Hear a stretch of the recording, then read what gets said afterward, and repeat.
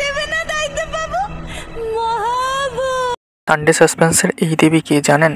ইনি হলেন দেবী মাতঙ্গী, যাকে আবার সরস্বতীর তান্ত্রিক রূপ বলে মনে করা হয়। ইনি হলেন 10 মহাবিদ্যার নবম দেবী। শাস্ত্রজ্ঞরা বিশ্লেষণ করেন যে যখন দেবী মহাকালীর রুদ্ররূপিণী রূপ এবং মাতা সরস্বতীর অসীম বিদ্যা একই সঙ্গে মিলিত হয়, তখন সৃষ্টি হয় এই দেবীর।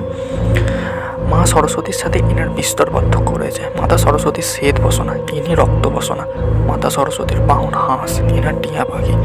মাতা সরস্বতীর প্রসাদ হিসাবে দেওয়া হয় খিচুড়ি, পোলাও, অন্যান্য পরিষ্কার নিরামিষ খাবার অর্পণ করা হয় তাকে। কিন্তু দেবী মাতঙ্গীর ভোগ হিসাবে তাকে দেওয়া হয় নোংরা উচ্ছিষ্ট খাবার। ভারতবর্ষের অনেক অঞ্চলে তিনি পুজো পান। আসামের কামাখ্যার মূল মন্দিরের ভিতরে 10 মহাবিদ্যার আলাদা আলাদা রূপের মন্দির আছে, যেখানে তারা পুজো পান। এছাড়া কর্ণাটকের বেলেগাঁও, তামিলনাড়ুর নামগড়েও রয়েছে দেবী মাতঙ্গীর মন্দির। শাস্ত্রজ্ঞরা মনে করেন যে দেবী তার ভক্তদের দুর্নীতি, কুণ্ঠা ইত্যাদি দূর করে মানুষের অন্তর থেকে শুদ্ধ ঘটান।